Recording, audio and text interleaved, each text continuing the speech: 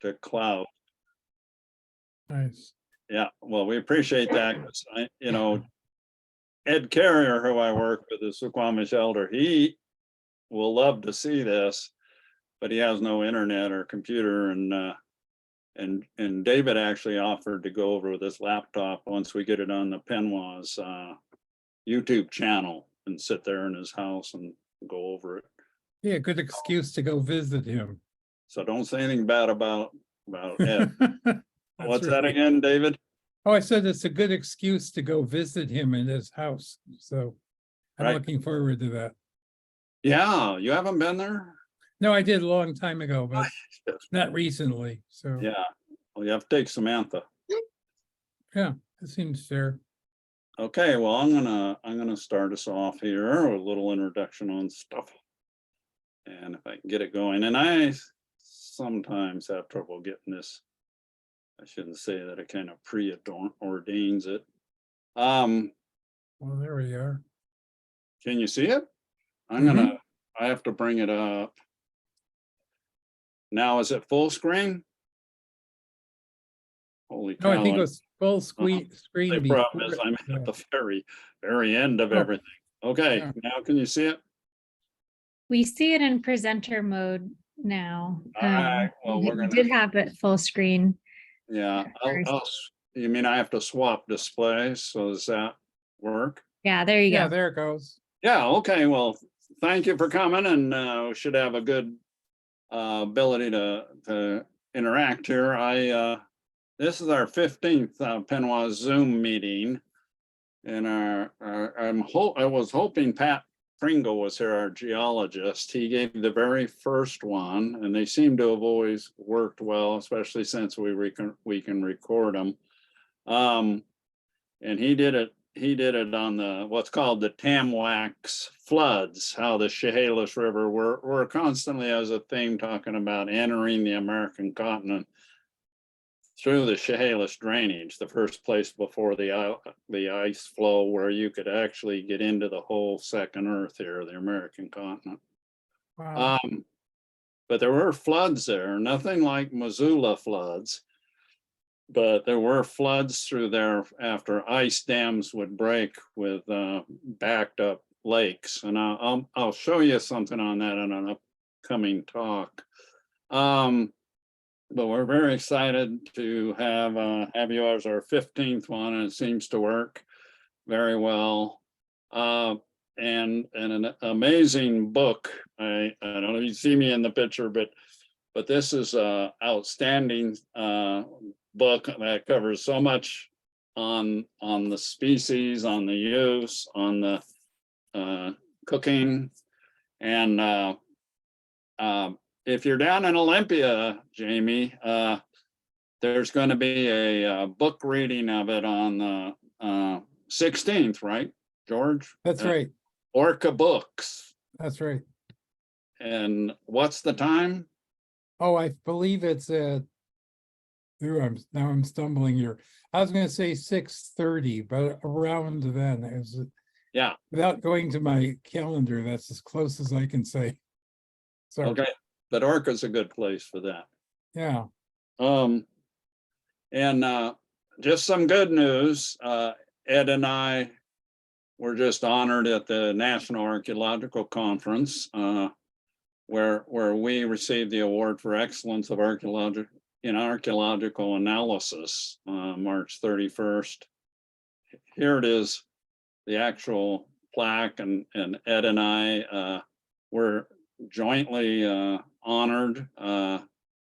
They usually just do it to one person as a member of the society, but they gave us both the honor. And my first question was, well, do you mind if we have two plaques, because we need to. So here we are with our plaques, and Ed and his Salish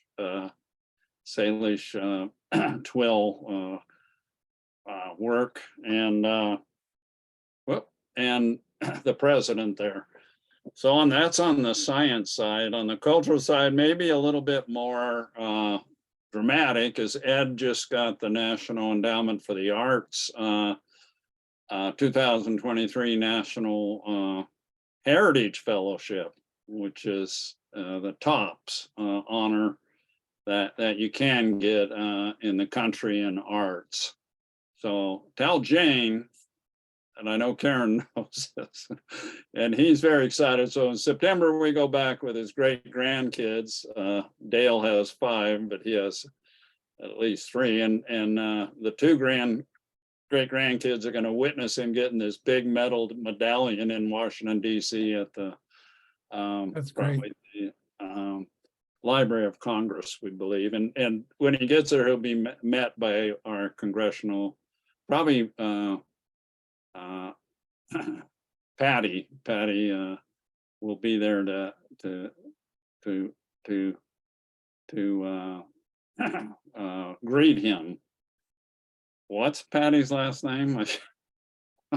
Who's our senator? Patty Murray. Murray. Patty Murray. We went to high school at Bothell together, by the way. Oh, wow. Anyway, he was Who knew? And to help us out at the national meetings, here's my granddaughter, Liliko, modeling an archaeology basket that Ed made with all the different time periods. And but this thing sometimes is fussy. But my friend here, David George, has written several popular books, including the one I used in my anthropology classes to serve fried crickets. I passed this book around. This is the first edition. He has a later one. I don't think any of you were in my classes, and I don't think Dale Fisher ate any of it, Mudbay, but he's also written he's a naturalist, like The Secret World of Slugs and Snails, and also the sea life, like the geoduck seals, sea lions. I wrote a paper, and I think I sent it to him, on chitons, which is unrecognized major food source, probably people used as they first moved down the glaciated coast in what we call the Kelp Highway. Chitons can be eaten in different ways, but they certainly provide some nutrients, and they have a quick recruiting. They only live 3 years. I don't know if Samantha knew that, but so if you clear off all the rocks of the chiton in 3 years, you're going to have a new harvest. So that's fast. I always thought they got to be very old, but they don't. Sasquatch is a biggie, and I was a student under Grover Krantz, who's kind of the first one to really try to do a science study of Sasquatches. So that's an interesting study that he's done, and for kids too. And the complete cockroach, a comprehensive guide to the most despised creature and least understood creature on earth. And my relatives, some of them are from Hawaii, so I remember those nights watching fireworks or something outside, and the aunties would just, if a cockroach went across the trail, they just stomp them, and Yeah. they were so big it was awful. No, you didn't need to know that, but a whole variety of very interesting books. In my classes, when I talked about early hominids like the Australopithecines, they talk about the various things they did to make a living, including making hand axes to break bones open to get the marrow out, which none of the lions could bust into these big bones. So as scavengers, they can go into a site after the lions and recover a lot of food resource through busting through these bones with hand axes. And then they talk about pointed sticks to poke a porcupine, which I don't think anybody would do. But the real resources behind them, this big termite nest, which are all over the savannah. So coming out on the savannah, in my thought, was not just to get the nuts and tubers out there, but in large part, it really was the access to termites. And if you think about tool making, and I know Samantha has with different ratings, what do chimps make tools for? And particularly females for chimps, right, Samantha, is termiting. So why wouldn't we, as early hominids that have a pretty good way of making tools to bust into these things, make that a big part of our savanna survival. I did Right. go there with the students from South Puget Sound.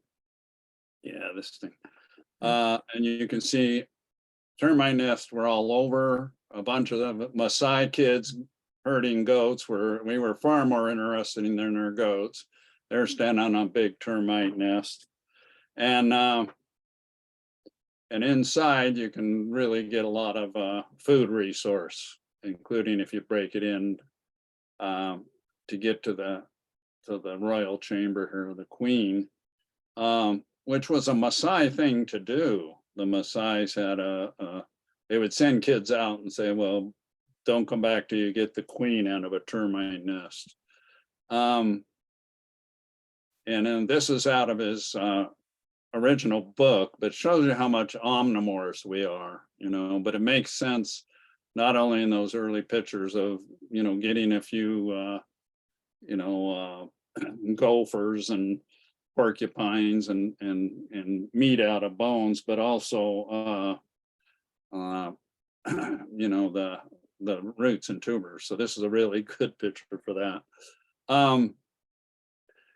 Next speaker, we are lucky to have one of the biggest discoveries made so far in the Americas. This is a very old site that Oregon State University's excavating. So Lauren Davis will be talking about this 16,000-year-old site where they found these stem points, which are definitely appear now to be shown to be earlier than what we think of as Clovis points, the mammoth hunting points. Beautifully excavated site. This is a comparison of those stem points to Clovis, these mammoth hunting. If you were at the last talk with Melanie, you would have seen these Clovis points in a mammoth kill site where they found dwellings. It's over here on the Salmon River. And they show a little bit overdue, a little bit of the glaciers coming down, clear down through this area, but it's certainly in the Cascades, you would have a lot of glaciers. Our work is on the Chehalis River entry, people coming down. They could easily go up the Quinault too. But even if they did that, they'd have to go south and down the Chehalis drainage and maybe the Cowlitz to get into the second Earth, the whole American continent, the first people, the coastal migration hypothesis. And yeah, eventually you're going to get on the Columbia River, and you might then see these very early sites up in Idaho here. A lot of the sites up through here, the ancient sites, would have been destroyed by these Missoula floods. These big glacial lakes were dammed with ice, and once the ice broke, you'd have this ice age flood coming roaring through here and cleaning the slate of all archaeological sites. And they even went clear up the Willamette Valley to Eugene and came out. That did not happen on the Chehalis, so we had, as Pat Pringle said, some flooding, but nothing that would have really destroyed all the sites. So you want to find them up in here. Our next speaker, I think, will be from Central Washington University, a guy named Nick Zenter, who's particularly an expert on Missoula floods and how they operated. So that'll be after we have the Cooper Point talk. So look forward to that. We're still working on contacting Nick.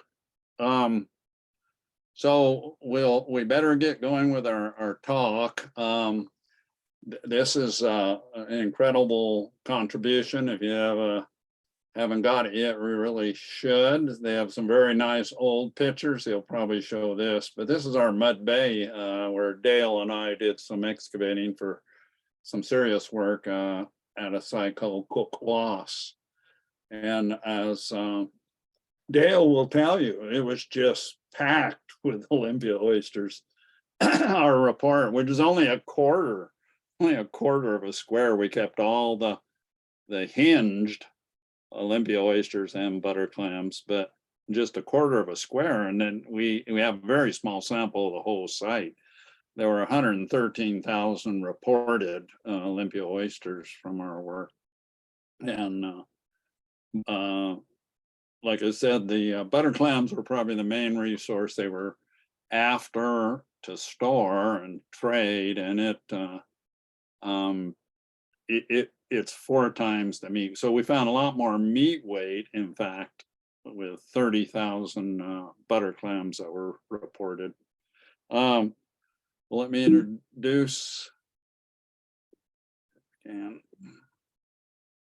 presenters. Again, David has written 22 books, and ranging on topics of all sorts. And I would just go into Amazon and look up David on this. And you know, snails, slugs, sharks, gray whales, and he served on the Washington Sea Grant Science Writers from 1998 to 2012. So if you have a chance to go to the book opening or his wife's art show to meet him, it's well worth the time to get to know David.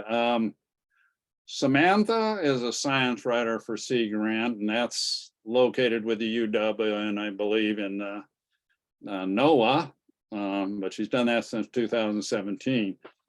One of her claims to fame was the youngest foreigner to climb to the summit of, with her dad, summit of Mount Everest in 2007, and she's only 18, and she's written extensively on environment as a science writer and an adventure, and has appeared in dozens of publications, including National Geographic, Grist, and High Country News.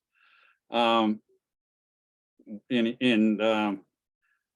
has worked with Indigenous communities to write up how to anticipate some of the and adapt to the ocean changes we'll be no doubt witnessing, experiencing. And even on her mountain climbing, she says climate change makes Everest even deadlier game than it used to be. So maybe have some time to talk to her about that. But she's certainly written on whales and rock climbing, and and another one that's curious is the quietest places in the United States. And I think one is Kenmore, Dale. No, so. Anyway, we sure appreciate you being here, and I'll turn it over to David. I think kicking it off. I'm going to stop sharing here. All right. Well, and I'm going to hit share screen for me. Thank you so much, Dale, for introducing me. Matter of fact, you did such a good job. I feel like I can skip the first third of my talk. Because I do want to show some pictures of what I've worked on as well. But here we go. So let me hit share screen. I'm going to open up the PowerPoint I have. Okay. And let's see here, slideshow. All right, well, that was easy. Yeah. So my name is David George Gordon. I'm lucky because I have 3 first names, and some people only barely have 1. So I'm fortunate in that way. I've been writing since I was in my 30s, which is a while ago, and have worked my way progressively through a lot of different assignments. Starting out as a travel writer, I found out it was a lot easier to sell stories about going somewhere than about the nature itself. So got around a lot, and then eventually started writing nature books. And as Dale says, I have written 22 of them. I thought that was a really big deal until I've been seeing other writers, Gary Snyder, no, I'm sorry. What's his name? Gary Larson. One more time. Gary Snyder, yes, who has actually written 200 books for kids. So 22 is like a start by his terminology. Any rate, I do want to say that this is all possible through Sea Grant, which is in fact a branch of NOAA that's stationed at the University of Washington, funds a lot of applied science. So Sea Grant projects usually take a while to reveal their value because they're long-term projects, but they've studied everything from the negative effects of aquaculture, if there are any, for raising gooey duck clams. And even things like, well, the one that got the most attention, I think, was their funding of a series of poop sniffing dogs that were able to track out orca whale feces. Then they can zoom in and collect the samples and do analysis of whether the orcas in the San Juans were in fact getting enough food to eat. So we're happy to be part of the Sea Grant program. The other part of the equation is the University of Washington Press. So they also put a lot of their time and energy into the book. We're really grateful for that. Here are the three authors. You've just met Sam, but unfortunately, Mary Ann Wagner, the woman on the right, was not able to come to this event. And here I am at Pike Market having a good old time after all the work was done in writing the book. It really was a pleasure working with both of these partners. And I'm basically a solo act, so I wasn't used to the cooperation it takes to put together a book like this. And I'm really proud of the way it came out. And I'm really proud of the contributions of the other writers. I had actually worked on the first version of the book, Heaven on the Half Shell. I still see copies of it from time to time. If nothing else, you can pick up an old one in by going on Amazon or what have you, or what Abe Books. But this book was published in 2001. And it was kind of eclipsed by the world events. It was literally scheduled to be released on September 12th. That's right, the day after 9/11. So we postponed it by about 3 months, and people still weren't that interested in reading about shellfish. Now I'm happy to say the audience has grown considerably. We haven't had many major catastrophes to distract us, other than, of course, COVID, which made writing anything difficult. And well, here are the other authors of that book. This gentleman on the left is Terry No-Show. He's an aquaculture specialist. The woman in the center is the communications director at that time, Nancy Blanton. And this weird guy on the far right is a young version of me. So it's nice to see that archaeology starts at home, and digging up these old photographs and things from 20 some years ago almost counts as archaeology in my world. Okay, now, as Dale said, I've written the Eat a Bug cookbook. It just celebrated its 25th anniversary, believe it or not. This book is a more recent edition from 2013. That was put out by 10 Speed Press, kind of capitalizing on this fad, or whatever it is, movement about eating insects. So they wanted a more glamorous version, and this one was to appeal to food people. There's actually 40 some recipes in here, and they're all easy. Otherwise, I wouldn't be able to make them myself. This is a book that's probably most suitable for this particular audience. It's about citizen science, which I'm guessing you all know. It's using citizens to gather data and then have scientists to evaluate it. And the Sasquatch Seekers Field Manual is suggesting that we need better quality evidence. I always say I'm a fence sitter on this matter. And if I said there isn't one and someone found one tomorrow, then I'm wrong, obviously. But yes, I really want more evidence. My second side of that story is that I wouldn't go to court with the evidence we've gathered so far. There's lots of holes in it or things, key elements that have disappeared or whatever, that make it hard for real scientists to get serious about the notion or the quest for Sasquatch.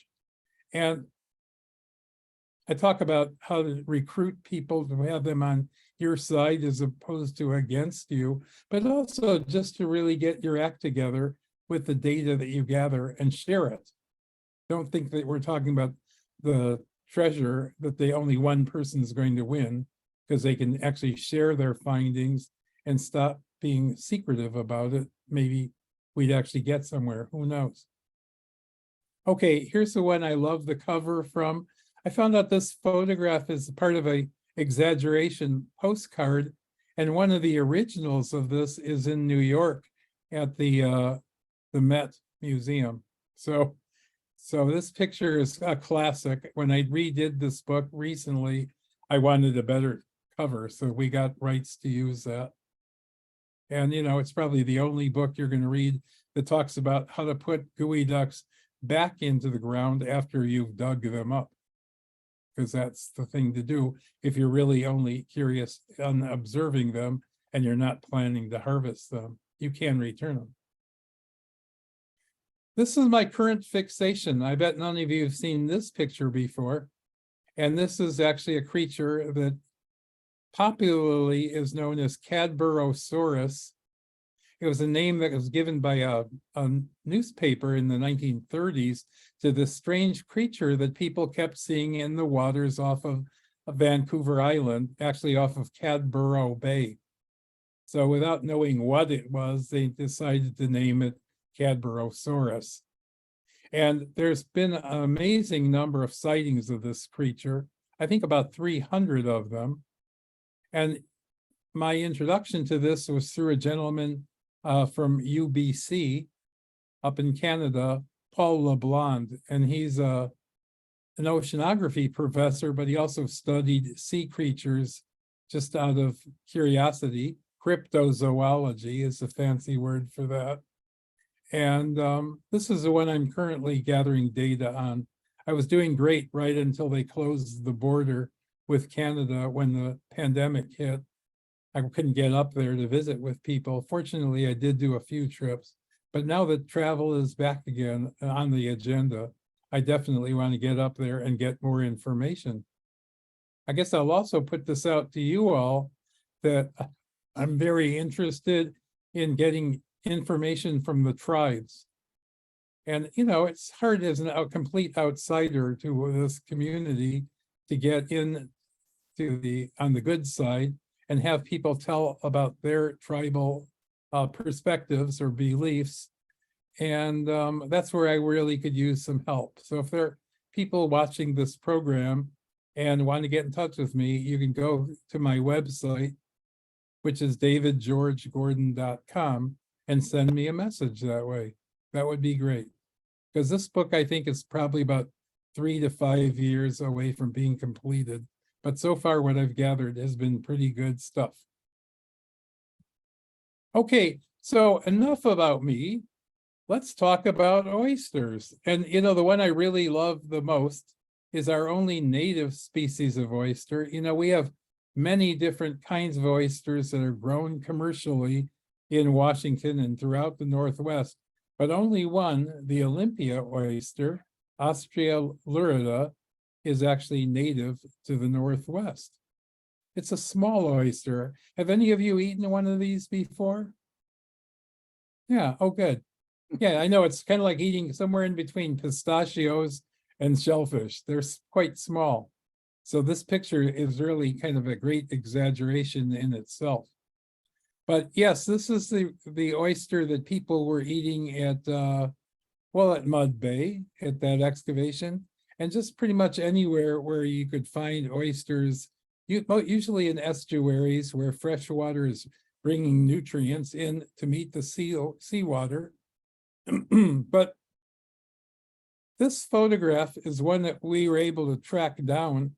It's actually in the Alaska State Archives, which is kind of amazing. And it's blurry because this picture was taken with a first generation Kodak camera, so early 1900s. And that's why you get this round lens. But if you look closely, you can see people are very earnestly harvesting shellfish. You know that saying, it gets repeated a lot. I'm not really sure how accurate it is. When the tide is out, the table is set. I like the theory of that, regardless of who said it and who had the tables. But the other picture that we were able to get from the Alaska State Archives, these are both taken, by the way, from a governor of Alaska, Wickersham, from way back when. He's got quite the notoriety, at least within Alaska itself, as being kind of an unusual and eccentric person. But he did have a camera right there in Mud Bay in Washington when this was all happening. This picture in particular is the one I'm really interested in, because it shows what is talked about in this book, Katie Gale. Have any of you read this book? It's pretty wonderful, written by Lynn Dedon, and it's really amazingly researched, and it's really well written, very evocative prose about the life of a woman, actual occupant of that Oyster Bay, Mud Bay area. It's funny, she told me in talking to her that this cover photograph is not of one of the houses that people lived in anywhere near Oyster Bay. It's actually an example of a house on Lake Quinault, kind of a floating house. But oh well, that's what happens when you work with an academic publisher. You have to go with their choices. Hey, David, Yes. I just want to let Dale Fish know that this is Justin James Quinault's grandmother's house. I Well, there you go. recognized it immediately. Oh, What's that? I was raised with the kids that were raised in that house. wow, that's And they amazing. know. Yeah, Really? well, I it didn't know must have, the photo itself appealed to somebody. It's really supposed to be illustrating what native life was like on Mud Bay, but this picture won out. So Lynn is an excellent writer and really great researcher, and was very helpful in this book. If I go back to the slide before it, she talks in the book about how the Native American style of gathering shellfish was to bend over, kind of basically form an L with your body, and keep your arms down so low they're practically draped into the intertidal. So I loved reading about it. And then after much hassling, finding the actual photograph. It's kind of one of the many treasures in this book. I also want to say this book, which is from the Squaxin Island tribe, was also really invaluable in informing my perspective. It's kind of amazing to me how much has happened over the last 20 years. So when I worked on the original book, there's a very short section about Native Americans gathered shellfish too. But what archaeological evidence is showing us is not only did they gather, but they actually improved conditions along a lot of the bays so that harvesting would be even better. In other words, they were active farmers or aquaculturists before Europeans arrived. And a lot of that information was new to me and meant a lot of digging around to confirm certain things. And it was interesting to have that reiterated both from the scientific community and also from tribal communities, just as terms of, yeah, here's what we did. So that was extremely helpful. I also love, as you can tell, I love old photographs. And this is one really good one. We were talking about this area around Mud Bay, and the real prize were butter clams. These are skewered, and being smoked to dry. And as we were talking before the program began, later they could actually be strung on like necklaces, Hawaiian leis, if you will, made out of clam meat. And while you hiked around, like all the way around Mount Rainier into eastern Washington and over towards Yakima, you could certainly periodically snack away while you were hiking. And the joke was sometimes hardly any of the clams came back. They were all eaten in travel. This is the picture I really love. And this is actually of, well, it's the area around Dungeness. If you look in the background, those are the Olympic Mountains. And these are tribes people collecting shellfish again, clams as well as oysters. And if you look at this picture really carefully, you'll see what I'm fascinated with, and a few others in this room, clam baskets. That's right. These are baskets, you probably know this, why am I telling you, that have a wide enough weave so that when the clams or oysters or what have you are put into the water, the tides and the currents can actually get all the sand out of your catch. So it's practical as well as durable. I really want to emphasize durable because a lot of these baskets are still around today. This is at the Duwamish Longhouse, and it's a clam basket. I was not familiar with this guy, A.C. Ballard, until I talked with Dale, who explained to me that he's considered one of the great authorities in, I'm going to say, Salish ? Culture, and had this really large collection of artifacts. So not only is this basket here, but there are several at the Burke Museum that came out of his collection. I like pointing out to you all that, you know, there's sort of this theory, I don't know, popular theory, that the first tools were weapons, you know, spear points or arrowheads or what have you, but designed for combat or hunting, basically.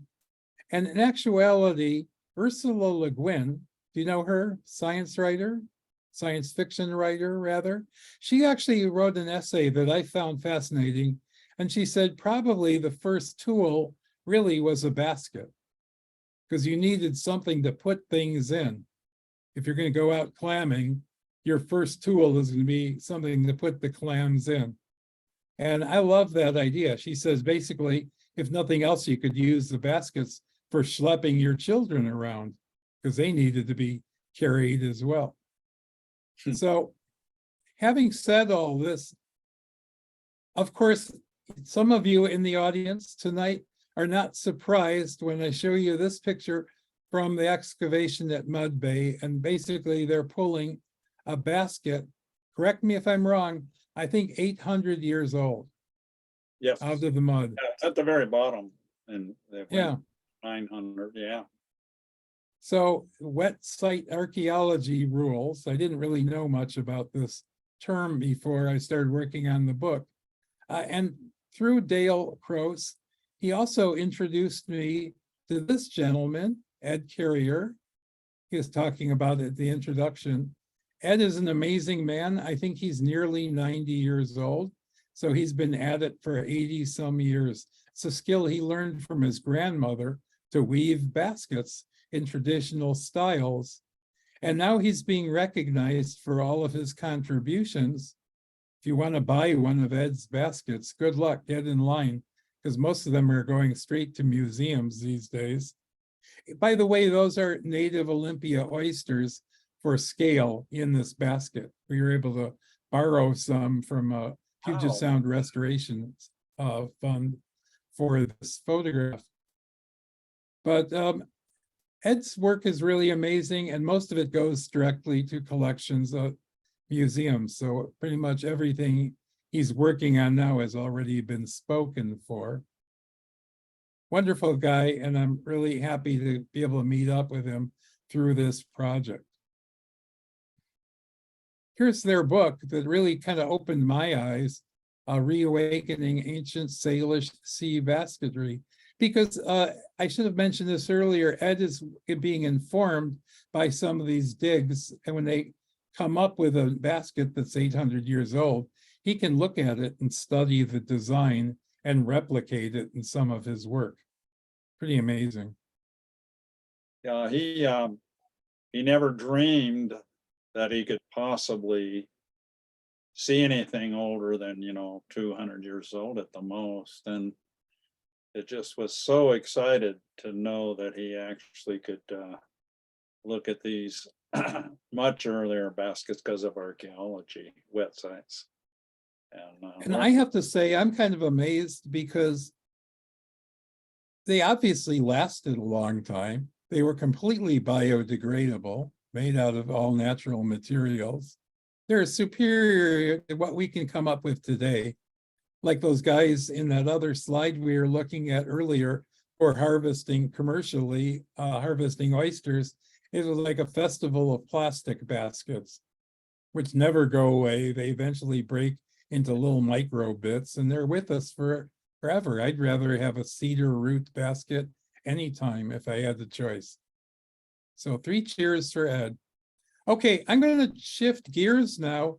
And this is a section of the talk that I am calling, I'm calling Oysters for Dummies, kind of named after that favorite popular series of books, the For Dummies series. I was laughing the other day about my favorite title is NASCAR for Dummies. So there actually is a book with that title, but not interested, haven't purchased it or read it yet.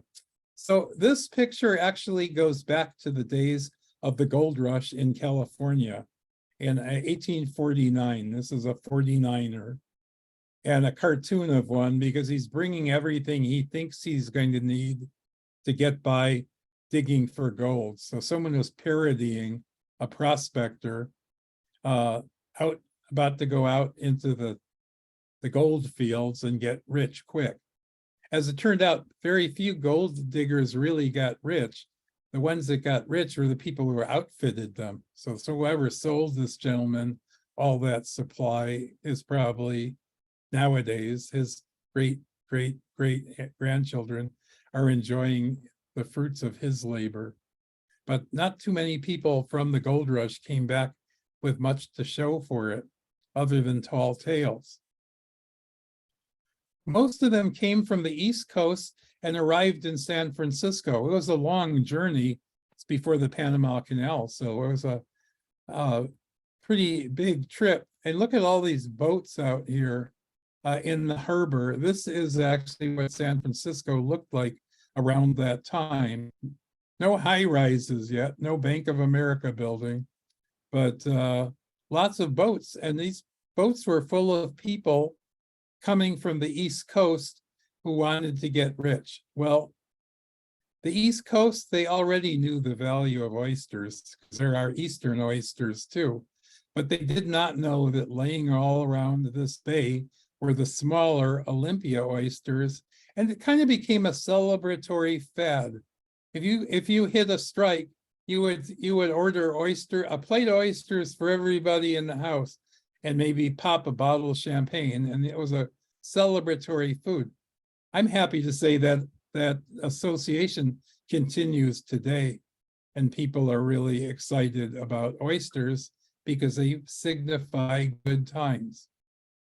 Well, the title of our book, Heaven on the Half Shell, actually came from this guy, Samuel Clemens, or Mark Twain, as a cub reporter before he became white and bushy-haired. He was working as a starving cub reporter for a newspaper and stationed in San Francisco. He was at a hotel that was famous for its oyster happy hours. And he was supposedly a lean and hungry guy at that time. So he was there often. And he actually referred to the hotel as Heaven on the Half Shell. This is one line in the newspaper article before he even wrote any of his books. And here we are 100 and some years later, still talking about Samuel Clemens quip from a newspaper story. I love it. I'd like someone to quip about something I wrote 150 years from now. Olympia oysters, you may know this, they actually are small, but they grow in clusters. They clump together. In fact, the scientific name, one of the scientific names for this means shell loving. So alternate scientific species name, Concaphila or Concaphila, it refers to this shell loving strategy of the oysters to grow on each other. Because of this clump, it wasn't about the half shell oysters, the beautiful ones we have today. It was about getting them out off the bottom. This is a photo from Oregon, by the way, but they're using these really large hinged rakes to pull up those clumps of oysters and put them in their boats. That was the way that things were done back then. Then, of course, they went to the shucking house, and the oysters were smashed apart, mostly using small hammers and other tools, but it was not, again, a delicate thing. But nonetheless, look at all these oysters you could get basically for next to nothing. So everyone played and everyone won. In fact, the whole craze was a national one. Seafood was particularly trendy at that time. It said that Abraham Lincoln actually sponsored a dinner at the White House where the entire menu consisted of seafood. You know, let's have begin with 20 lobsters. It just was one of those times of plenty. And I really love this old label. To my knowledge, the oldest canned oyster product comes from another archives. And I love this label because it actually has directions on how to open the can. So people were pretty unfamiliar with this technology at that time, but it didn't stop them from inventing different ways of preparing the next best thing to fresh oysters. Well, unfortunately, they enjoyed things a little too much. And in about 2 years, all of those oysters in San Francisco Bay were depleted. People had eaten them all. They also, worse yet, didn't conserve the shells for new oysters to set, attach to, and grow. So after a while, people were getting hysterical, and you could actually read newspaper articles of the time talking about where are we going to find our next batch of oysters. They were looking as far south as, well, mid-Mexico to try to find another source, coastal Mexico, to find another source of these magnificent and somewhat puny oysters. Couldn't find it. And finally, they actually hit pay dirt in Willapa Bay. At that time was known as Shoalwater Bay on the coast of Washington, just north of the Columbia River. It's a really wonderful area. If you haven't been there, I would say hop in your car tomorrow and take a drive, because it's worth the 3.5 hours or whatever effort to get out there. This whole area of land is basically built up from silt that was carried by the Columbia River, deposited on the coast, and then carried north by tidal currents and just natural, the Japanese current going north, created this very convoluted piece of land. What you're seeing here are people in a boat overseeing a crew of Native Americans who are going to go out at low tide, hop out of the boat, pull as many of the oysters off of these rocks as they can, and eventually sell them. And it's interesting to me that you can actually read about the first batch of Willapa or shoalwater oysters arriving in San Francisco. It's traced back to this gentleman. This is the home of Charles Russell. This is another one of these lithographs from a great book about living in Willapa or Shoalwater Bay. There's a large house there, and then there's a smaller house off to the right that's an Indian lodge, according to the caption, the Indian Lodge's chief Toke's dwelling, from which we now know Tokeland. And this gentleman who had the larger house, Captain Russell, is supposedly an ill-tempered guy, but he was a captain, and he did have a ship, and that ship was the first one to come from Willapa Bay, bearing its cargo of oysters for all the people in San Francisco. James Swan, who wrote this memoir, talks about someone should build a statue commemorated to Charles Russell for this accomplishment, showing up with oysters to share with the rest of the, well, Californians. And he said they should build a statue out of oyster shells. I think it's a great idea. I, for one, would contribute to that. Be a nice little tourist attraction for Willapa Bay. And here's James Swan. I'm sure you all know him. If nothing else, it's kind of a colorful coot. He lived in Port Townsend for a while. There's a lot of structures named the Swan Hotel or whatever. And he did travel around. He originally was from Boston, I believe. He also seemed to have problems with temperance. And a lot of times would go off on these expeditions to interview Native Americans in the Northwest, and then not come back with much in the way of documentation. Sort of like the dog ate my homework was his general approach. In one case, his notebooks were lost when the canoe tipped over and they couldn't rescue them. So a lot of hot air, and some good books. I don't want to totally diss him, but definitely spent a lot of time working for the Bureau of Indian Affairs and not producing that much to show for it. Okay, I'm going to talk very quickly about a couple of other oysters that I find really interesting historically, and Eastern oysters, those oysters from the East Coast, all the way up from New England down through Florida. That's all one same species of oyster, Cresostria virginica. And if you see this picture here, as soon as they completed the Transcontinental Railroad and could carry cargo across America, what do you think was on those trains? Well, barrels of oysters were on those trains coming to be dumped into Willapa Bay. The reasoning was this was before people got into things like trying to control invasive species. This is a great area, but you should put lobsters there. What the heck? So these barrels were all going to get dumped into the water. They're going to thrive and multiply, and people were going to get rich quick. The only problem was the oysters didn't do well in the colder water of Shoalwater or Willapa Bay. And in fact, they didn't spawn very easily, and they grew very slowly. So it was kind of an adventure, didn't really pay off. This is a really great little certificate of receipt that we were given from the California State Archives.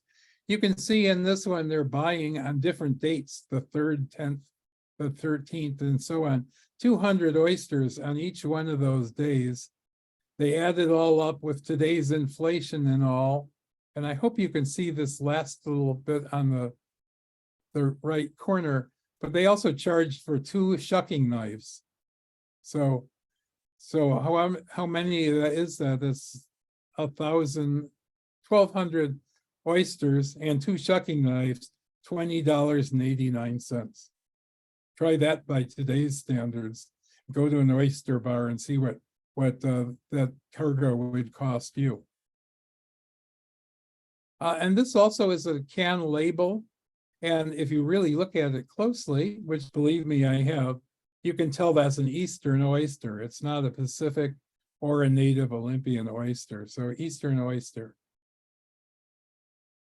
You can even see old maps from the time where they had whole areas of Willapa Bay designated for stocks of cultivated oyster beds from eastern oysters. So it was definitely a big deal. And I learned the hard way by doing research on this, that because of the fact that people were applying for bank loans to underwrite this project, they needed to show proof of ownership of the land. In order to do that, they had to buy the land from someone, and the US government actually issued, plots and put them off for sale. It led to problems later, because nowadays we have laws that would prevent you from owning tidelands yourself. They're part of the state's legacy, if you will. But then you could get a loan based on the strength of your holdings, as long as you were working them as beds for eastern oysters. Very specific. Today, you don't find many of these eastern oysters that haven't been put in there on purpose way more recently, but you do find a lot of their unfortunate legacy. And in this case, we're talking about Atlantic drills. They're little snails, and they actually have like a amazing device that's sort of like a dentist drill for drilling holes into oyster shells. Then they can actually insert what's a needle-like nose into that little hole and inject poison in there, killing the oyster. It also basically makes the oyster meat deteriorate, and the drill can then suck that out of the oyster shell, sort of like an oyster-flavored milkshake. Doesn't sound that appetizing to me. But even today, we have lots and lots of these East Coast oyster drills left over from the days people were dumping oysters without inspecting them very carefully into Willapa Bay. The other thing we have as a legacy from the good old days is Spartina. It's a cordgrass. That's what you're seeing here. Big, big areas created by this plant that actually holds mud in and creates sort of like marshlands, but really alters the way the coastline looks. It's believed that the Spartina, which is also native to the East Coast, came into Willapa Bay as packing material in those barrels of oysters we were looking at earlier. They would just cut that off, put stuff into the barrels, and then, what a surprise, when they'd open the barrels in Willapa Bay, the plant starts would take root and thrive. And it was an enormous headache getting rid of that, but I'm told that we're way better at controlling Spartina now than we were 20 years ago when I wrote the first edition of this book. So things do change. And I'm happy to say that our next speaker, Samantha Larson, is going to tell you a little bit about what else is new in the world of oysterland. But before we do that, one last go round here. The Pacific oyster is predominantly the oyster that most people grow and harvest in different fashions. These were actually brought from Japan. This is a receipt from one from 1904. So while they didn't really become successful in raising Pacific oysters on the West Coast until the 1920s, at this time, this is 1904, they were importing oyster seed. That's baby oysters attached to little bits of shell that they could sprinkle around. And that's where most of our Pacific crops ultimately came from. This gentleman on the left, that's Masahide Yamashita. He's a guy who was one of the early oyster importers of oyster seed. He was also a jeweler, which explains perhaps why he's so well dressed, but a successful businessman. That's his son, Jerry Yamashita, at age 2. Now Jerry is 100 years old. So I gotta love a picture like that. Here's what he looks like today. Then and now. Kind of interesting. So Japanese people became the predominant, if nothing else, they had more experience. So they became the predominant oyster farmers of choice. And you can see pictures like these. This one came from, from the Wing Luke Museum and shows 3 Japanese men, well-dressed, holding what's known as culch. They take old shell, they string it on long strings and put it out in the water, and the oysters that are free-floating larvae will eventually settle on those shells, and then they can break that up and spread it around. That was a clever way of making things more productive back at home. And some of these guys were so successful. This is the New Washington brand oysters operating out of Willapa Bay. And yes, they had their own truck and their own company owned and run by Japanese citizens. Unfortunately, well, there's also this enormous enterprise of importing oyster seed from Japan on ships and put out into the bays. In these boxes here are probably hundreds of thousands of individual oysters on little pieces of shell. Everything was going along really well, or so it seemed. We had scientific support from people like Trevor Kincaid. He's the man who founded the zoology department at University of Washington, and he ran an oyster lab providing the science for oyster growers. He basically wound up with habitats like this. This is like all Pacific oysters as far as you can see. Kind of amazing. All cultivated with modern technology. And of course, another labor force came in to start harvesting all these oysters, which I have to tell you was coincidental, but also fortuitous for the oyster growers, because World War II had started. And all of the Japanese workers were taken off of their jobs, and in most cases put in incarceration. They were put into camps, internment camps. This is not a good thing. Lost their properties. The story of people like Jerry Yamashita is truly heartbreaking when you hear him tell it. But with the clever advertising campaign and a great distribution chain, kind of the things that drives today's markets, the oyster industry was off to a unintended flying start right here. That's what they're doing. They're loading boxes of oysters and flying them all over the United States. Oops. Okay, last thing I want, hello, running away.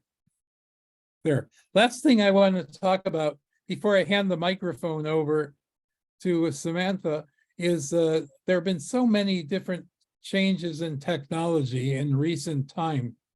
And oyster growing isn't what you were just seeing in those old black and white photographs anymore.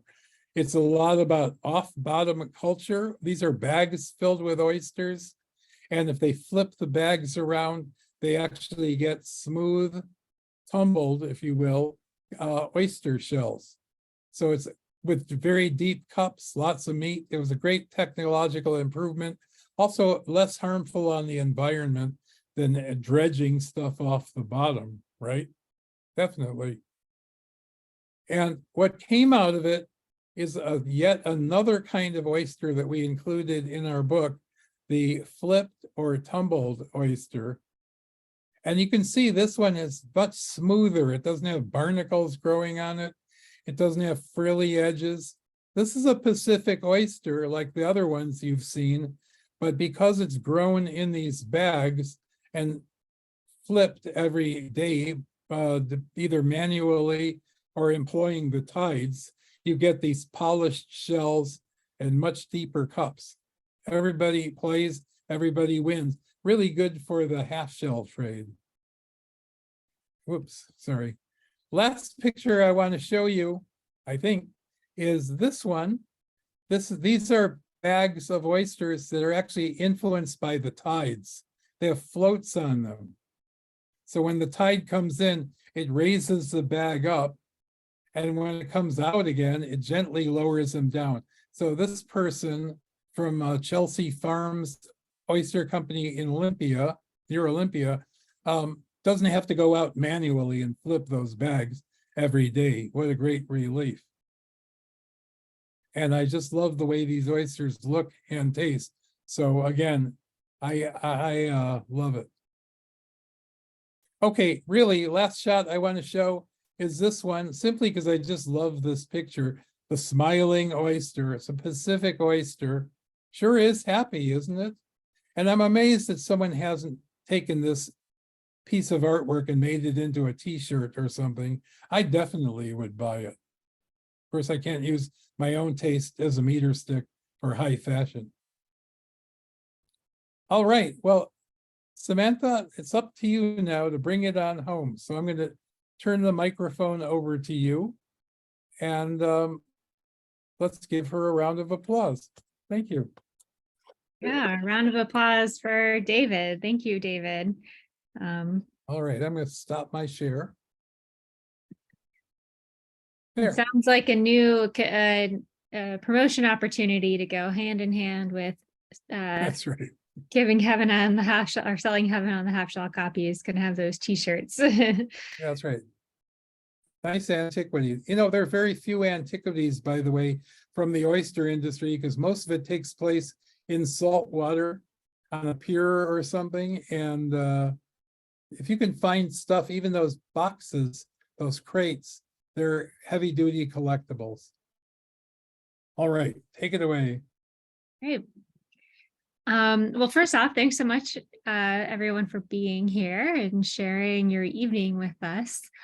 I wanted to share my own personal introduction to Heaven on the Half Shell was several years ago, before I started at Washington Sea Grant, where I now work as the science writer, as Dale kindly introduced me. I was writing a lot for the local Seattle news site called Crosscut, which some of you may be aware of. But I did a series on the oyster industry in the state.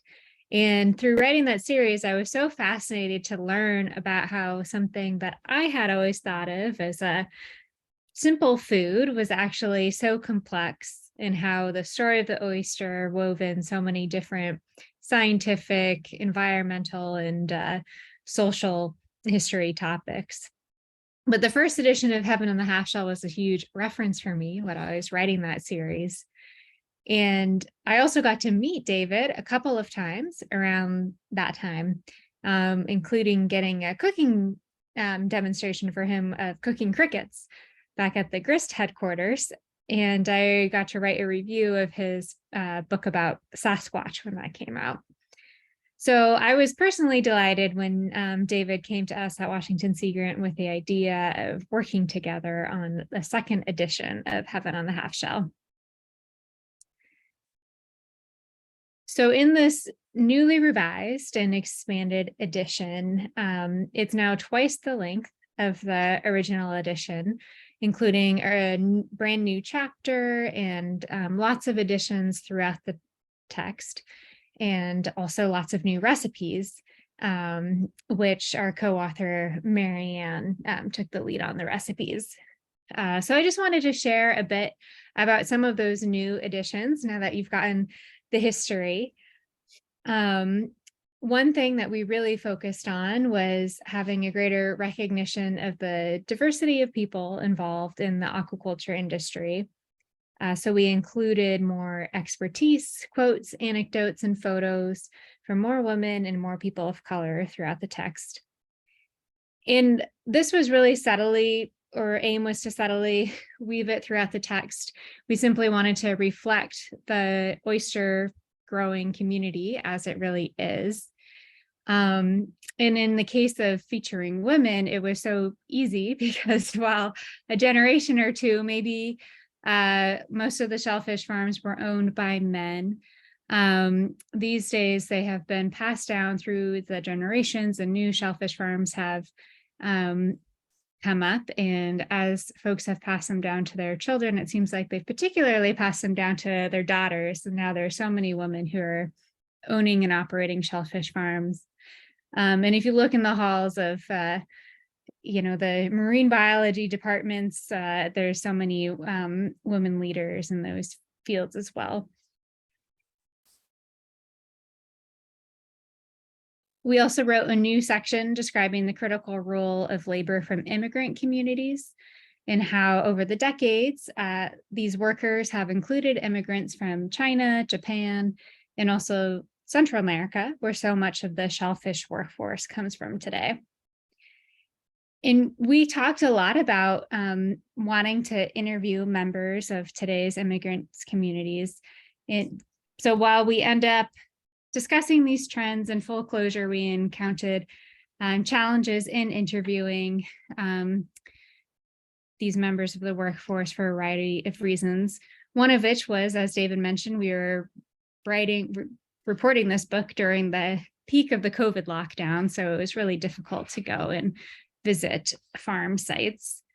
But I'm still really glad that we had this intention has actually helped to shape our communication strategy at Washington Sea Grant and has opened a lot of doors to, for example, providing more written materials that we're trying to translate into Spanish to help reach some of these communities. And as David mentioned, we also greatly expanded and centralized our telling of Native American history. This included both expanding on the older history, as David discussed, and bringing that history up to date with the newer important events. For example, one thing was we added a section on the landmark 1994 Rafiti decision, which affirmed the rights of treaty tribes in Washington to harvest shellfish from their usual and accustomed areas. And this granted tribal members access to private property in many parts of the state. This then contributed to many tribes in the state owning and operating commercial shellfish farms, as the Rafiti decision led to settlements through which tribes bought and leased tidelands. And so now there's a lot of tribal leaders in the aquaculture space that we feature throughout the book. And the story of the Rafiti decision goes back to the fish wars of the 1960s and 70s, how the demonstrations led by Billy Frank Jr. led to the 1974 Bolt decision, which is a little more well known. That's the court case that affirmed that treaty tribes in Washington are entitled to 50% of the harvestable salmon and trout in the state. And that was really used as a model in coming to the Rafiti decision.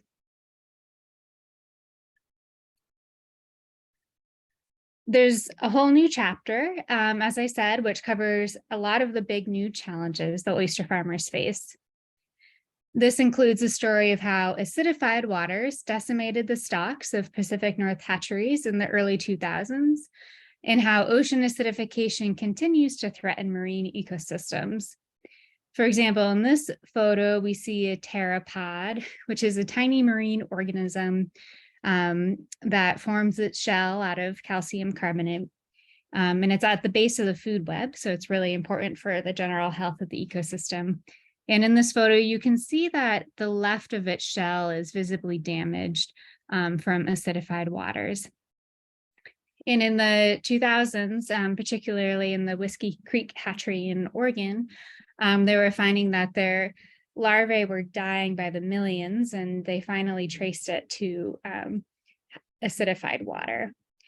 But since then, oyster farmers are finding new ways to adapt and develop new practices, including ways to monitor and modify the water that they use.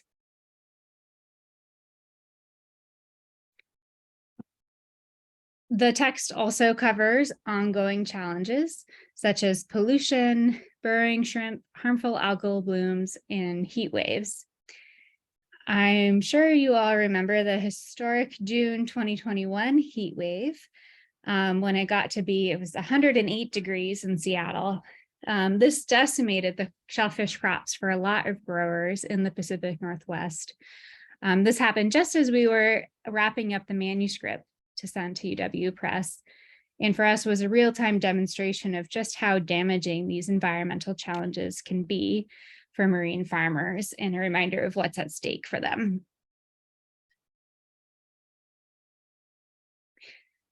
But the new text tells a lot of hopeful stories as well, such as the huge efforts that have been underway to restore the populations of the native Olympia oyster.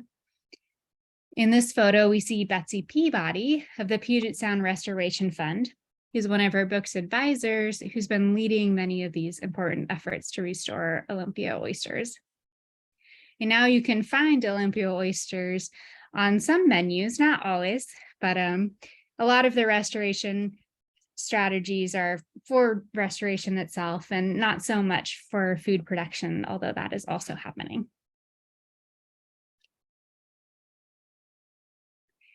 And the book tells a story of how crucial oyster growers have been to achieving and maintaining clean water. Puget Sound in particular has struggled with water quality for about 100 years at this point, with contaminants related to industry, agriculture, and population growth threatening the health of local ecosystems. But because oyster growers literally depend on clean water for their livelihoods, they have historically been leading activists in fighting against water pollution, which is yet another reason to love oysters.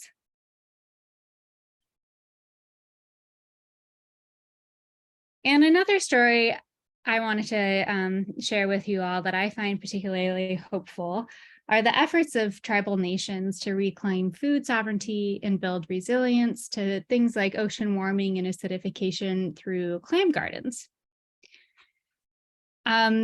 David mentioned how Indigenous peoples from years and years ago have been modifying their habitats and engaging in aquaculture for a very long time. So clam gardening is an Indigenous practice among Northwest coastal communities that's existed for an estimated about 4,000 years. And in this photo, we see the remains of an ancient clam garden in British Columbia, the rock wall on the water's edge there. And clam gardens have been shown to increase shellfish production and species diversity. But despite thousands of years of care in maintaining clam gardens, over the years, social factors such as colonialism and shoreline development threaten these and other cultural practices. So while there were once hundreds of clam gardens along the coast from modern-day Alaska to Washington, over the years, many of them fell fallow as Indigenous caretakers were displaced or their cultural and spiritual practices were banned. Several years ago, however, the Swinomish Indian tribal community became interested in reviving the practice by building the first known modern-day clam garden in the US. They began these efforts by learning and connecting with First Nations in British Columbia who had ongoing efforts to restore their historical ancient clam gardens. So this is a photo of some Swinomish youth during those field trips, and they did a couple of them. And then the Swinomish worked through a collaborative process, including researchers, including people from Washington Sea Grant, and Washington Sea Grant helped to fund this work as well, to identify the best site to build the clam garden, because they wanted to both maximize the ecological benefits of the clam garden and their cultural benefits, because they would be creating a cultural space for gathering and engaging in traditional practices together. And when the location was settled, the tribe applied for permits and then got funding to actually start building. And the Swinomish tribe began building the clam garden wall in August last summer. I got to be there for the second day of the wall building when they invited community partners, and I have to say it was such a powerful day. This is a drone photo of the line of people helping to assemble the rocks. We passed them from person to person down the line until the rock reached its final resting place in the clam garden wall. But so many tribal members throughout the day commented on how meaningful it was for them to revive this traditional practice. And they spoke to their hopes that their grandchildren would one day be eating shellfish from this clam garden. And many people have brought up that we were all actively participating in the processes of creating history that day. So it's a cool thought, thinking hundreds, thousands of years down the road, what kind of archaeological evidence will be dug up at this clam garden site.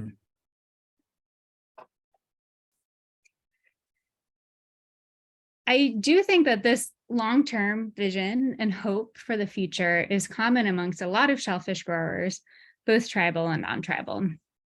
And overall, this book tells a story of the adaptability and evolution of people who farm, sell, harvest, and eat our favorite shellfish, and the commitment to keeping both longstanding traditions alive and to embarking in new directions as they evolve. I personally think that one of the strongest draws that an oyster grower must feel is the connection to this natural world, and how the natural world both sustains us and needs sustaining from us. So to that end, in closing, I thought I would read a short section from the very beginning of the book that speaks to some of this behind why oyster growers do what they do.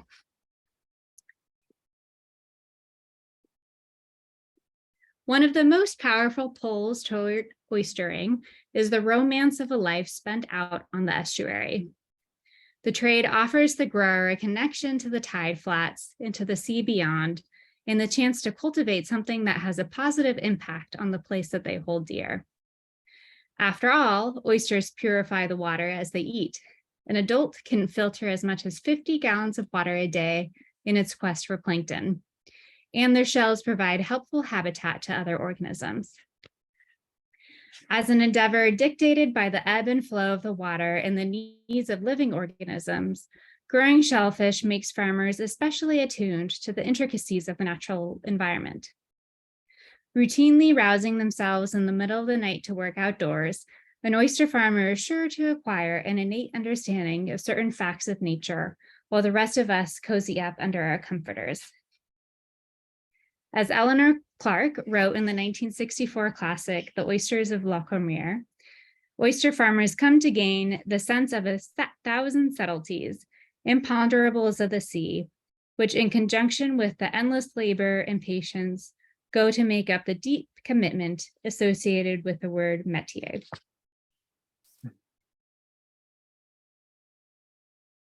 So yeah, thank you again for being here tonight. I think we'll be able to hang around for a little bit if folks have questions or just want to share your own thoughts. Yeah. Thank you very much, Samantha and David. Thank you. A big hand for this amazing presentation. Turn on your mics. I think mine's on. And do you have questions for either of them or both of them? I do. Well, first of all, congratulations. Fascinating book, and thank you for this talk here tonight. Hey, thank you. Yeah. I was really interested in the clam gardens. I've heard a little bit about them before, but how does that work? And where were they before and where are they now? Mm-hmm. Yeah. So the idea is you build a big, long rock wall in the intertidal. So that traps water, and it creates an area that you can seed with oysters, clams, other types of shellfish. And it also traps nutrients and makes it really like great habitat for lots of species to grow. So that's kind of the basics of what they are. And as far as where they exist, they think that they once existed from, I think I said from modern day British Columbia down to Washington. Now there's more like intact historic clam gardens in British Columbia.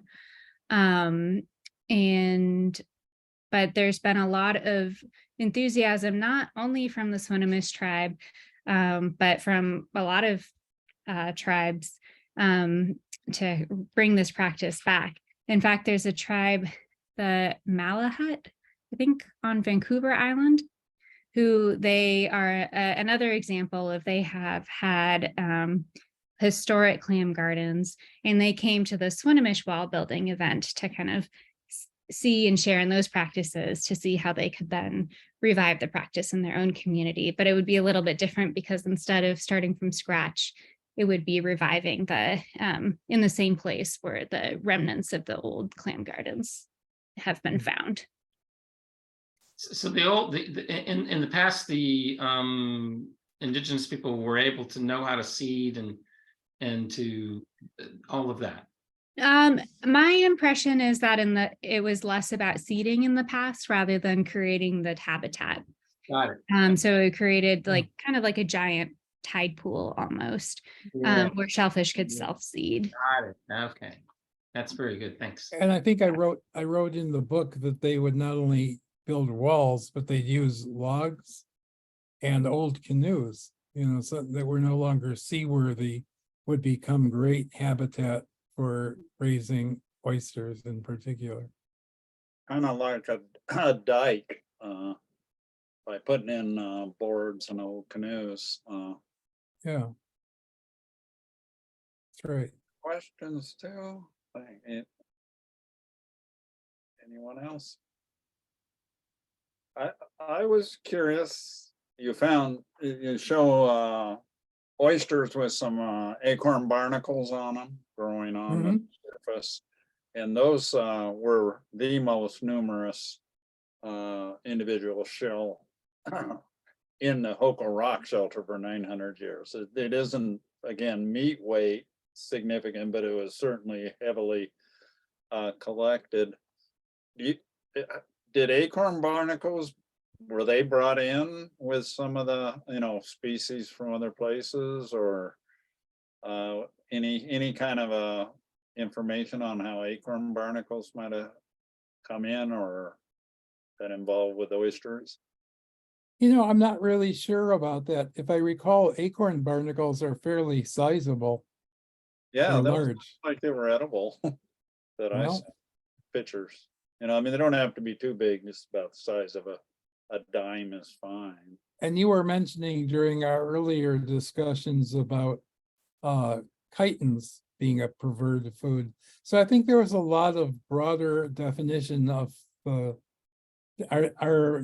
narrow definition of a sushi bar was much broader then, and people were much more diverse in their foraging habits.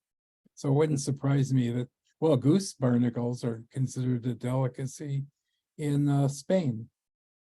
So culturally, people, that same thing about when the tide is out, the table is set, was really, let's take advantage while we can. And they did.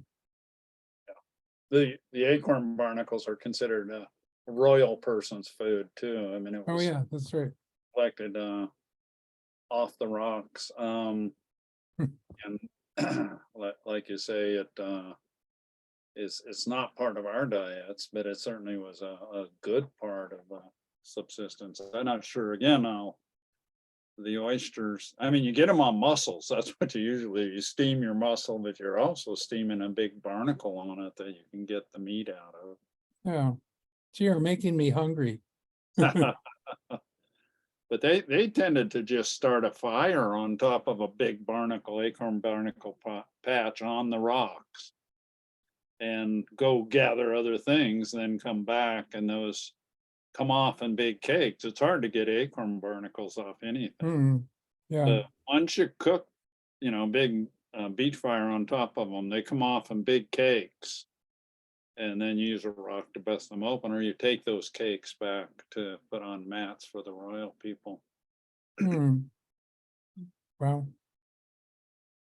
You know, I also had read, this took me a long, part of the thrill of writing a book like this is getting lost in the research, where something leads you on to another something and that cites something else. And I feel kind of rabbinical by the time I'm done writing a book, because I'm really into the minutia of it.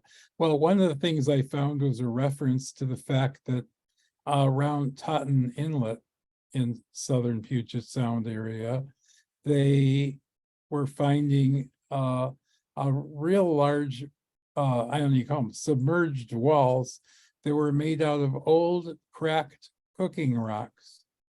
So if you used rocks to heat an area, or you build a fire and you have rocks around it, you get the rocks really hot and you use them maybe even in a bucket of water. At any rate, the rocks would eventually break and kind of flake out and be discarded. And most of the discards went into building up this habitat. So that was the first thing I found. And then I went through a real long confirmation process. You're making this up, aren't you? No, I needed to find what the truth was in that, and was kind of blown away how much we take for granted, or I would say I took for granted, in terms of the level of activity in tribal, lack of a better word, aquaculture. Yeah, They you were point out in active. the book very well, the steaming rocks where you do, you put in a big layer of rocks, you get a big fire going, and then when that's burnt down, you put the clams or the all kinds of shellfish on it. And then oftentimes just old mats or tarps in our modern sense, good tarps. And that creates steaming ovens, and we found layers of those at Mud Bay. But they, like your book says, they do it they still do it. Like I saw thousands of people fed at Suquamish during the canoe journey. Again, just piles of rock, big areas of rocks, heated clams covered with literally canvas tarps, and it's the best way to eat it. And then they had hoses around to get the steam going, and Oh, yeah. they'd get into the fire, the steaming oven, and the hose would just, melt and water Wow. over. But it was amazing operation. Hmm. Other questions on, I know Jamie's seen some firecrack rocks. Yeah. I have a question. I was born and raised here in Olympia, and so we've always learned about or talked about Olympia oysters, but I was just always curious now, how far was their natural range to begin with? And also I'll tell a story. I know, my mother was a state employee, and when I was a kid, the state employees got paid once a month. And so my mother did all the grocery shopping on the first of the month, and she would come home with a treat for the family with a jar of Olympia oysters on the first of the month on a regular basis. And I never cared for them, so I never thought oysters were a treat. And they could have them all. And but I was just sort of curious. So the Olympia oyster, we're used to them being very local, but what is the actual original range of where they would grow? I'm going Does to anyone answer. know? I'm going to answer that one to best of my ability. That the Olympia oysters, their natural range extends all the way beyond the Baja Peninsula of Mexico. So pretty far, like down to Mazatlan, that area along the coast. And there actually are stations where people are farming oysters now all over that Baja Peninsula, which is an interesting thought when you think about it. But they also extended as far north, I think pretty much into British Columbia, and then the waters get a little too cold for them. So like in Alaska, they have aquaculture projects for oysters, but they mostly depend on hatcheries to provide them with new stock. There's not a lot of natural setting. one thing, Jamie, that we found at Mud Bay, we, like I said, had 100,000 plus Olympia oysters from ancient times, and we show those to the shellfish people, particularly at Squaxin Island tribe, and they say those things are really crunch. Those things were packed. I mean, they were so common that they hardly had room to grow against Hmm. each other. Wow. And that's not the case necessarily today, but that one thing they noticed was, these things had to be just extraordinarily numerous. I don't know if And they, it's interesting to me that because they're smaller oysters, when Yeah. they are all crunched in like that, they're creating really interesting habitat for things that like to live in cracks and crevices, small stuff. When they switched over to growing these much larger Pacific oysters, they also would form big clusters like that, but the cracks were larger because they're more space between them. And they're basically providing habitat for two different sizes of intertidal animals that way. I'm just curious in your writing career, Sam and David. It seems like Hackeye is really involved and has become quite a producer of interesting environmental studies. Have you had any interaction with them?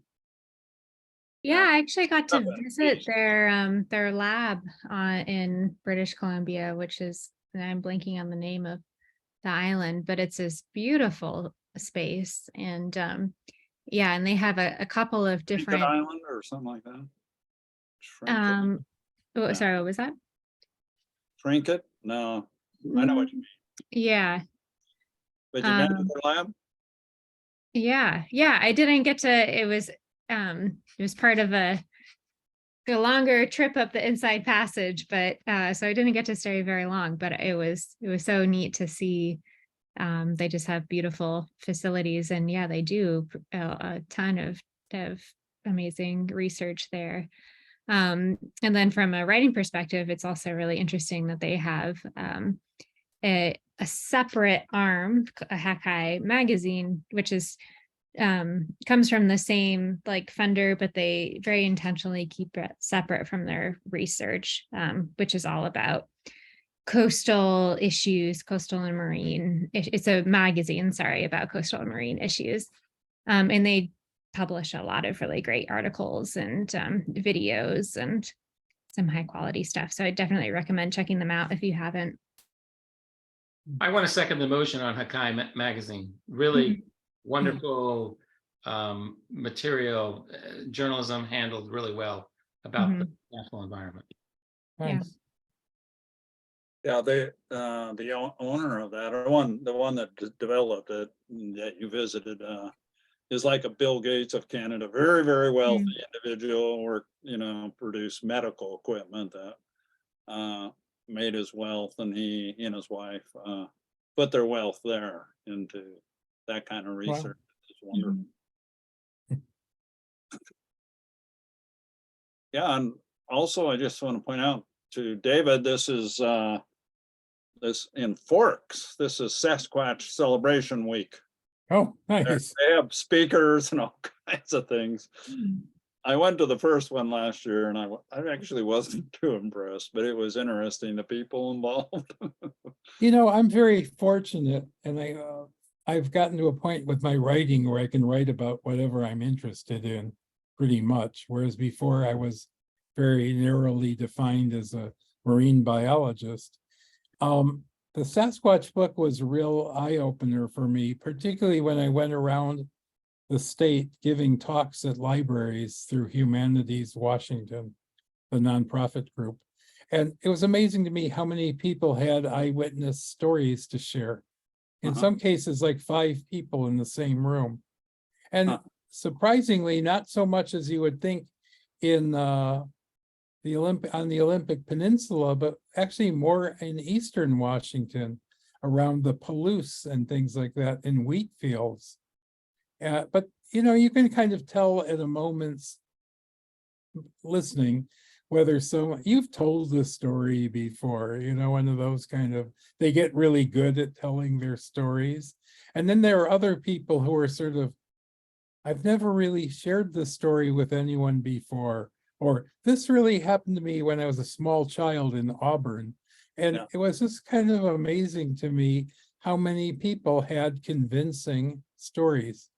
So it's like the oral tradition of that is really valuable and deserves to be mined a little bit more. What is it that people are seeing, or what is it that people are compelled to think they're seeing? They're both Yeah. things that deserve more scientific study, I think. It's kind of like, you know, you're a sea serpent, in the sense that, and when I work with Grover Krantz, I very much appreciated on Sasquatch. I did Indian. I said, well, if anybody knows about it, the Indians do. So I researched all Indian stories I could find that didn't even, you know, talked about something like this. And that was convincing. There were tons of Yeah. stories. And they were telling them to the Spanish when they first got there, and they were saying, I don't know what to think of this. You know, it doesn't sound like a mythical thing. Yeah. Maybe Dale has a story or two, but growing up out in Neilton, I wasn't going to get into this part of the conversation because frankly, I do not have, but I've always been curious about our friend Justine, Quinault tribal member, who makes comments about Sasquatch occasionally. But I've yet to decide if he's trying to say he thinks they exist or not. Typical Indian humor, I think. He's never going to tip his hand. David, Yeah. I have to ask you a personal question. Uh-oh. As How personal? a marine biologist, were you acquainted with Lou Mesmer from Grace Harbor College? Oh, no, I don't think I am. Well, he's Unfortunately. deceased now. He passed away a year or so ago, I think 99 or 100 years. But as soon as I knew you were into marine biologist, I thought you might have known him. You know, I worked at the Shed Aquarium in Chicago as a 20-something, and you know, giant public aquarium. And eventually I learned about a project that was going on in Tacoma, Washington with Point Defiance Zoo, that they were rebuilding the zoo and the aquarium there. And I went, you know, this is fine living by Lake Michigan on the shores of the Great Lakes, but I want to be out by the ocean. So with as quickly as I could, I put together an application and moved to the action out here. But I only worked there for a few years. I learned that this is off the record, I guess. It's easy to fool fish into thinking they're happy, but it's really difficult to fool an Arctic fox to think that Tacoma is the tundra. And I just couldn't deal with that. I was much happier with watching the coral reef fish eating the plastic coral and being happy with that, because they're basically very reactive and not very intellectual. That's what fishing is. Well, it looked like a frog, so I ate it. You know, that kind of. on your sea serpent, there's some designs from Ozette you probably should see, but you know, that's not an uncommon Yeah. design on the coast, the sea Seattle, and with the supernatural horns coming off the back. And let me show you if I can get to it, a box front from Ozette with 2 serpents on it. You know, it's so funny to hear you say this, because I have been interviewing one guy who's from the Colville Confederated Tribes, and he was studying to be a shaman, and he got into a whole long story with me about that symbol of what the Sisiutl means. And it was pretty amazing. Yeah.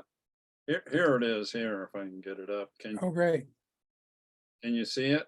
Let me see. Yeah. Wow. You can see it? Yep. Now That's these beautiful. this is the box.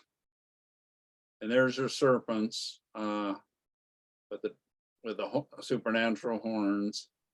And that is said to be then the sun rising, and they typically had thunderbirds with single feathers off the wings, and a ring of eyes, to help this. And the sun is the creator, and it's female because only females can create. And this is her husband, the moon, coming up in a supernatural figure here. But it's a very, very lightly carved, but extremely powerful design. Yeah, I'd love to learn more about that. Yeah, well, I'll send you this, I can send you this slide, or it's from a paper I'm doing, but just a thank you at the end. Oh, yeah. But yeah, that's another one that if you talk to fishermen that are out there all night, they see stuff like that. Plus the turtles and the gigantic and the sun. What are Yeah, they? Sunfish. What really piqued my interest was a paper that was done by one of these guys from UBC, Paul LeBlanc is his name. And he sent out surveys to like 50 people who had credible or whatever, not easily dismissed sightings of sea creatures. And then kind of, this is before everyone had computers on their desks. So they like crunched all the data by hand and determined there were basically 3 types of sea serpents or sea creatures that people were seeing in the Northwest. And it broke it down. Yeah. 2 of them kind of looked the same, like that one I showed you a picture of with a long mane. Yeah. Two of them looked like that, and the third one is like a classic snake in the water or swimming oarfish or something like that.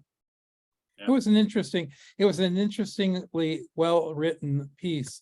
As a matter of fact, the foreword to the piece says, these are the collections of stories that we gathered in the survey. We can't guarantee they exist just because they're in the report, but that's what people told us. So it was definitely playing by rules according to Hoyle as far as the science of it went. And I like that. Yeah, it's interesting how important that is and how spiritual it is as far as the power of lightning. So, I mean, it comes from shaman too. It's shaman that might have the spirit power that they were worthy enough to get from these serpents. Yeah. Down to Hey, sometime I should lend you. I think I have a photocopy of like a master's thesis that was written by a Canadian student at I forget, UBC or one of those universities, that's just about Sissyudal and how it's portrayed by different cultures, but also in China, tracing it back to China. Yeah, Yeah, well, interesting. we better go. Samantha has to go. Oh, yeah. We were really excited that Dale actually played in that house on Linda Dannon's book. You got that book, Dale? No, I don't, but I've already written it down as a reference to acquire one. Yeah, it's a really good You got book. the I title. recommend I it. have it here. I hate to belabor you much longer, but I have to tell this story. Oh, yeah. Try to keep it short. When I was a boy, say middle school age, my parents and my brother the 4 of us drove by that house after one of our colossal Quinault area floods. The house was underwater up to halfway through the front door. Sticking out of the front door was Mr. James' canoe filled with household goods. So he was in the middle of one of many trips taking things out of the house to dry ground. Wow. Mr. James was the father of David James, who was my schoolmate. His son, Justine James Jr., was the gentleman who introduced me to Dale Crows. Huh. Nice. So it's kind of a full circle moment for me. That is really As good. soon as I saw that house, it all came back. This is why I know Dale Crow's, Amazing, yeah. thankfully, in the first place.